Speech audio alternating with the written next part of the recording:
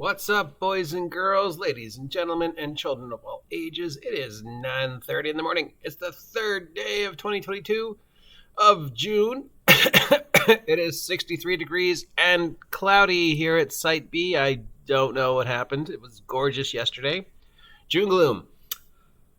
It's Friday, so it's time to take a look at the bips and bobs of tabletop role-playing game news that we might have missed, and thankfully, there isn't that much to take a look at. There is the whole Itch.io OSR jam slander thing, which we probably should address. But first, occasionally, the stars align together.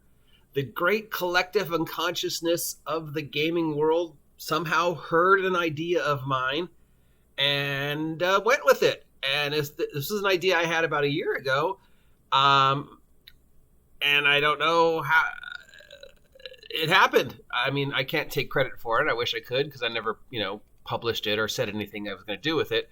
So I don't know if you remember me talking about this. I have talked about it, and I've always I always like to spitball every now and then what would happen after the module is over. And we talked about a Pathfinder module that was coming out recently that explored what happened in the aftermath of one of the Pathfinder adventure paths. I've talked about The Dragon Demands, which is another adventure that contemplates, what happens after the players kill the dragon and leave. So I've always wondered, because Tomb of Annihilation is my favorite 5e module that Wizards of the Coast has done, what happens after Tomb of Annihilation is over?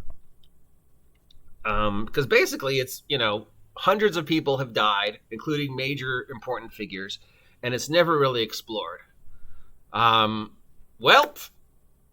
DMSguild put this up yesterday.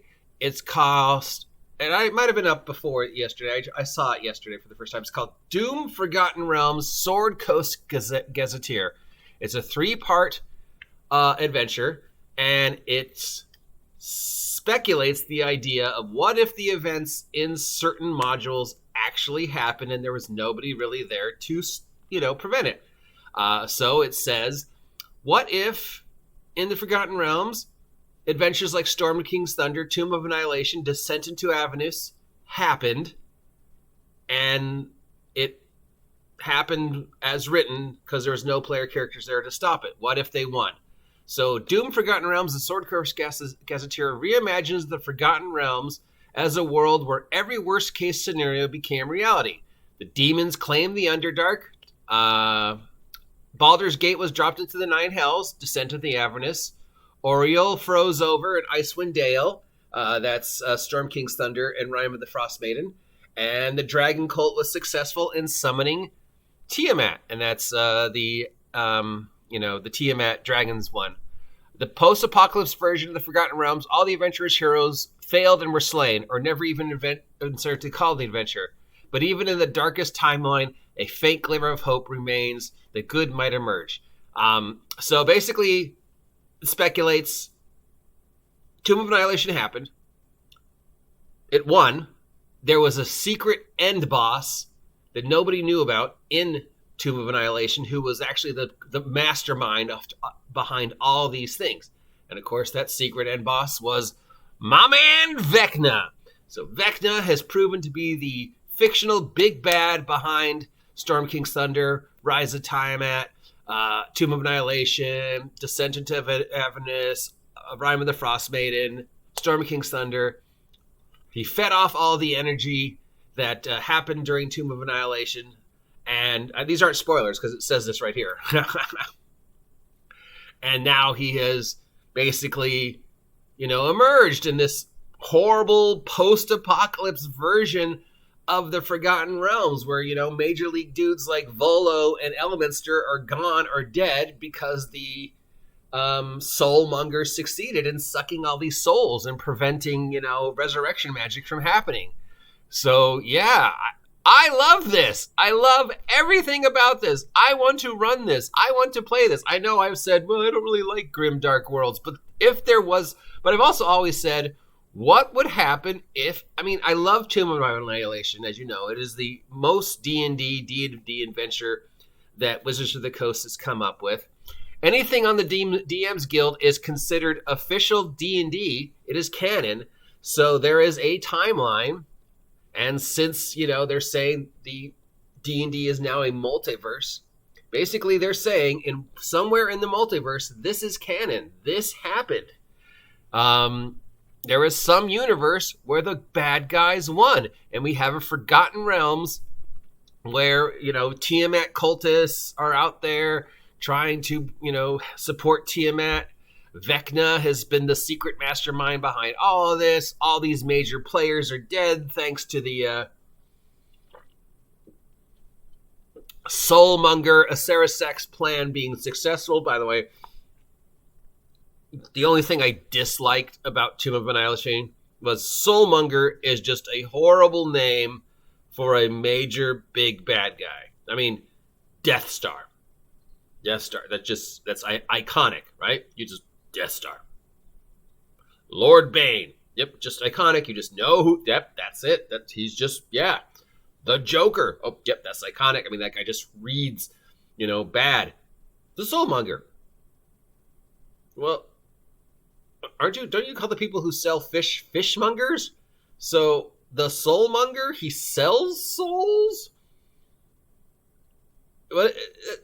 I'm not afraid of a villain called the Soulmonger. Soul Stealer, Soul Taker, Soul Eater, Soul Crusher. That would have been a frightening name. Soulmonger, throughout the whole time I ran it, was like a running joke that, whenever the name was mentioned, somebody would always say, that's a really bad name for a bad guy, though. So I love this. I love this idea. This is an idea I said about a year ago, I would love to run the World of the Forgotten Realms after Tomb of Annihilation, under the assumption that it was successful and all these major NPCs were killed by the Soulmonger curse and weren't able to be brought back. There's no more resurrection magic, If you're dead, you're dead. And this adventure, alternate universe, explores that. I've already downloaded it. I'm going to print it out, unless it takes up too much paper. Then I might take it someplace to have it printed out. I don't know if I could ever run this, but I thought, if I ever ran 5e again, it would be Radiant Citadel. But this would be, if I could get enough people interested in playing in a post-apocalypse dark version of the Forgotten Realms, this would be so much fun. Because just exploring that idea and just, looking at all the things that are iconic about the Forgotten Realms to the point where they've become ridiculous and, almost joke-like Elminster and Mistra and Baldur's Gate and all these things, and this just sort of taking this weird, twisted post-apocalypse view of them, but also sort of just making fun of them. Even the writer says the first thing he did when he was writing it was killing Volo. But then he was like, well, you know what? And everything I write, I kill Volo. I've killed Volo 14 times. So, there is a sense of tongue-in-cheek fun in this, and just the idea that, well, Elminster's always around at the last second to save the realms. What if he wasn't? What if Drizit was gone? What if, all these Deus Ex Machinas were gone? What if the bad guys won? But let's face it, the Forgotten Realms bad guys, even if they won, are kind of incompetent. Xanther? Tiamat, even at her worst, is, the Storm King's Thunder had a great idea. It was a great homage to Against the Giants, but at the end, the Forgotten Realms villains are always sort of like Saturday morning cartoon villains, because, they're built up to always lose and have these mega characters always win, and the Forgotten Realms is always written that Drizzt wins, Elminster wins, Mistra wins, Cattle Bay wins, all these ridiculously over-the-top characters somehow always win. Drizzt takes out 100,000 orcs. There's almost a tongue-in-cheekness to this. There's almost a, let's just make fun. Let's take the Forgotten Realms. Let's destroy it. Let's make fun of all the Forgotten Realms tropes and memes. Let's place player characters in a place they recognize, but now that place has been utterly devastated. And let's just hold a glimmer of hope that they can fix this. And then let's tell them that, oh yeah, by the way, that major NPC is either dead or left. Because the guy then goes on to say that all the super powerful wizards and stuff that were still around after the Soulmonger, they didn't stick around. They bail. They're like, nope, I'm out of here. I could help, but fuck this place. I'm going to a different universe. I love that. I just love the idea of thinking like, Sturm Silverhand is just like, nope, I'm going to another universe. So far, there are 3 parts in this. The first part is called Doom Forgotten Realms Sword Coast Gazetteer. It's $9 on DMSguild. The second one is called Rise of Vecna, which of course explains how Vecna was the secret mastermind behind all this and all the things he's been doing and stuff like that. And the third one, wait for it, the third one is called Academy of Adventure. I was holding this. So all the people who are like, ooh, Strixhaven, Strixhaven, Strixhaven. Well, these guys, and remember again, this is official Wizards of the Coast. Wizards of the Coast approves anything that's on the DMs Guild. This basically takes the idea of Strixhaven, turns it to real high school with like bullying and cults and all the horrible things it has in high school, and takes the idea of Strixhaven and goes, nope, actually this would be really stupid. So it's called Academy of Adventure, and it basically is a whole source book kind of making fun of the idea of Strixhaven and this, college for high school for magic X-Men type things. But it's like, well, no, what would really happen in post-apocalypse high school and magic high school? People would be awful. High school's awful. So, yeah. Each one is $9 on DM's Guild. There's a link here. I love this idea. It's by Matthew Whitebeast, Scott McClintock, and others. It is official canon D&D. It has the official D&D mark on it, which means Wizards of the Coast has said, yes, this is okay. This counts. If you want this to be your Forgotten Realms, it can be your Forgotten Realms. If you want to have one of the alternate universes that you can reach through Radiant Citadel's gates, this could be one of them. So I love this. I love everything about this. I think this is hilarious. I think it's hilarious that I suggested this idea and somehow the great collective unconsciousness went, yeah, that is a good idea. Let's finally take the Forgotten Realms down a peg. And it's inspired by my favorite 5e official Wizards of the Coast module, Tomb of Annihilation. So I already automatically love everything about this. And I, for somebody like me who said, yeah, I don't want to play, Grim Dark, I'm tired of it.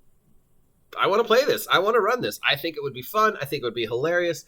I think it would be just great Diablo-style role-playing of just placing player characters in a situation where everything has just, the world that, they're expecting has just gone to crap. All the big players are gone. You can't, if you die, oh well, you can't come back. The death curse succeeded, and, sitting at the top of all of this, like Skeletor, is Vecna trying to, manipulate and mastermind all these incompetent supervillains. I mean, he is Cobra Commander. I mean, So, yeah, check it out. $9 each, 3 parts so far. I can't say enough about this. I think this is awesome. Have fun. Until next time, I've been the OG GM, and get off of my post-apocalypse Forgotten Realms, you damn kids and your damn beholder. I love this. I just love this so much. I don't know why, but I love it.